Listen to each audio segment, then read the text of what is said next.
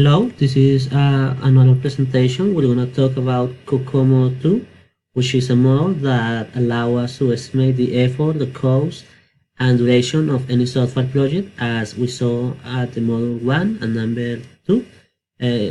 It's an algorithmic model using math. It's based on a series of mathematical formulas and regulations that produce an estimate based on a set of variables.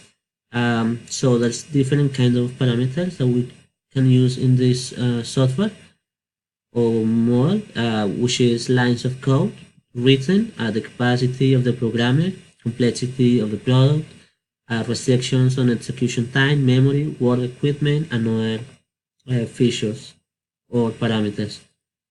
So we're gonna start with answering what is Kokomo 2 model. It's a software cost estimation model developed by Barry Boehm, which using regression formulas and using data from historical projects, this software gave us an estimation from the cost, the effort, and schedule when planning a new software development activity. As we said at the paper, there's no just one way or just one software or philosophy to do as a software project. We can use different kind of uh, portions of projects. There's different ways. We have to know that COMO is stands for Constructive Cost Model. Um, uh, in software development, we have to know that we need to do different tasks like project plans, iteration plans, budgets, investments analysis, pricing processes, and bidding rounds. Uh, as I said, they have different estimation approaches. Um, we have to know that there's different ways of accuracy. So what makes Kokomo 2 a good software to work and in the software community is that we can make investment or financial decision involving a software development effort. We can set up projects, budgets, and scheduling for a planning and control. We can decide among different things like schedules, functionalities, performance, or quality factors. We're gonna see like the different parameters that we use in this software. We can use it as a risk management decision software, and also we can make like a mix of these different strategies to improve the organization software capability. So we can reuse the code, tools, and different outsourcing and different methods. So we're going to talk a little about the parameters. We have to know that in Kokomo 2, there's three models called application composition, design early, and post architecture. All of them are oriented to specific sectors on the software market. As I said, that's not exists just one standard or unique definition of software metrics that software companies can use. It depends on the project, it depends on the situation. What we have to do is that we have to focus more on the goals and on the things that we want to achieve and how to help the tracking of the progress of our project. So in Kokomo 2, we have like products of attributes of products, personal attributes, hardware attributes, and project attributes. Um, we have to know that this model use early stages of software project, and we have to know the size of the product, the nature of the target, the nature of the personnel that are involved, the detailed specifics of the process. This model could be employed in either application generator or during the moment of producing it, development or debugging a project. So the team cohesion, how the team is connected, it's a scale factor that really can cause turbulence or can damage the project. The were synchronized. So the users, the customers, the developers, the maintainers can go through all the difficulties that we can find. So all of these are the parameters that we use and we give a numeric value so the software can make the calculations and the estimations necessary. So we're going to talk about the operational concept. We have to know that a good size estimate is very important for a good model estimation. So, however, we determine the size can be a challenge. Projects are generally composed of new code or reused code from all sources. So, as we talked already, with all of these parameters that we have, we can start knowing the cost of these drivers.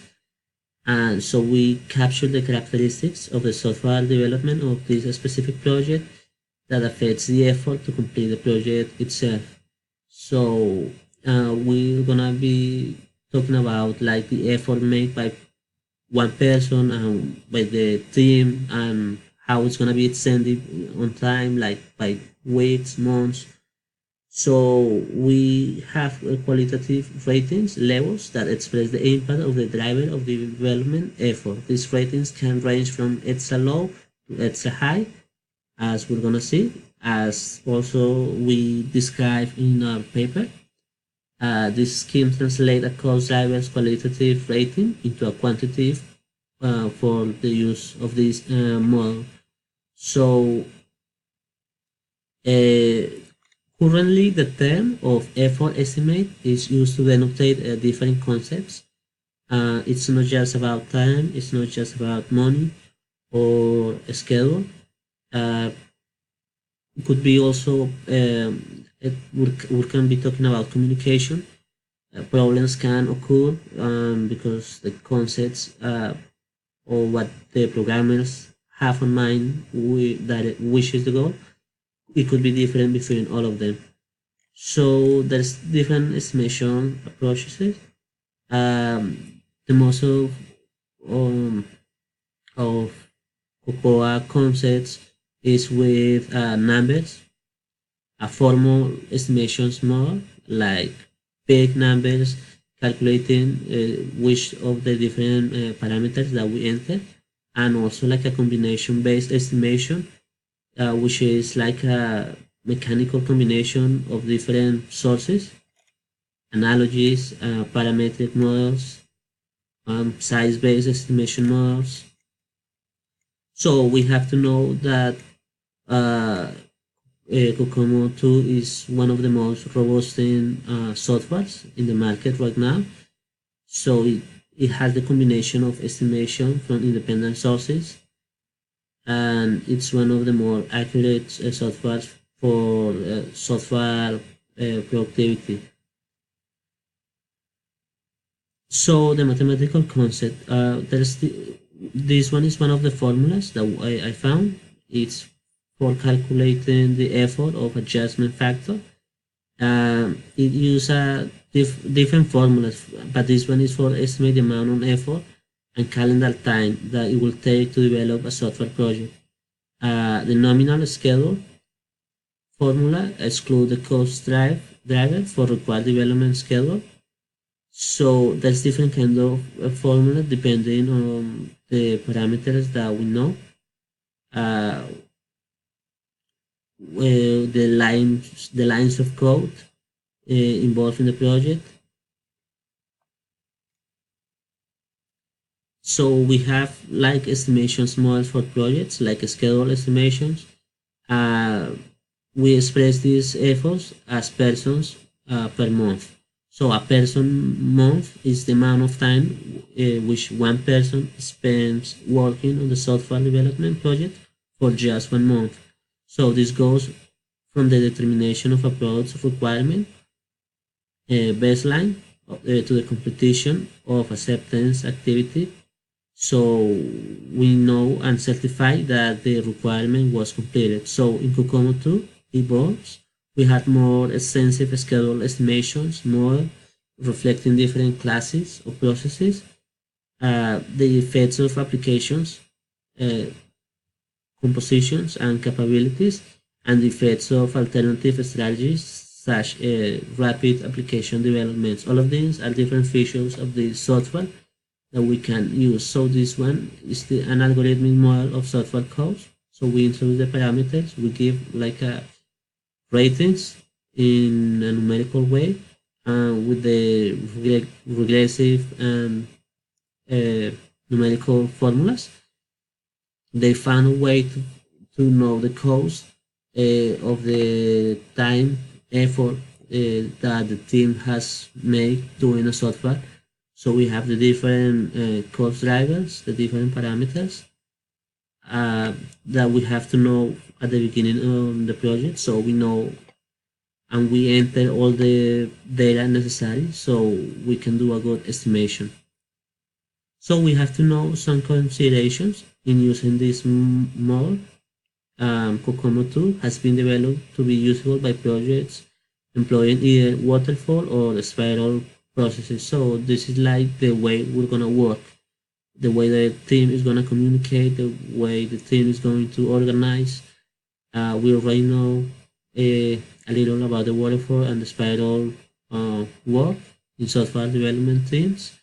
So there's a lot of assumptions in Kokomo 2, like for example, the life cycle phases and labor categories are covered, but its effort and schedule are estimated. So we have the project works correctly if we give the right information and the right data that we capture at the beginning when we know the requirements from the project.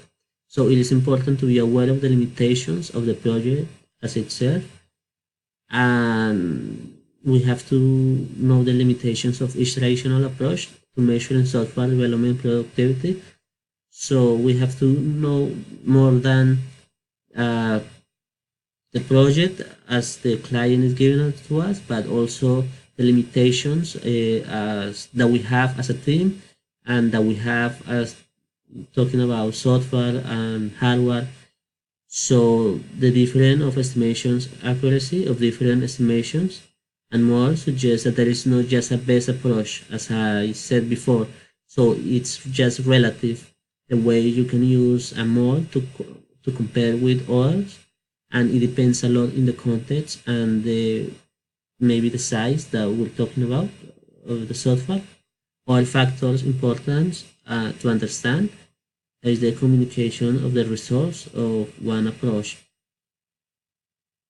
Uh, the cost of the final project is going to include all the process from the beginning, just from the estimation until the final acceptance from the clients of the final product.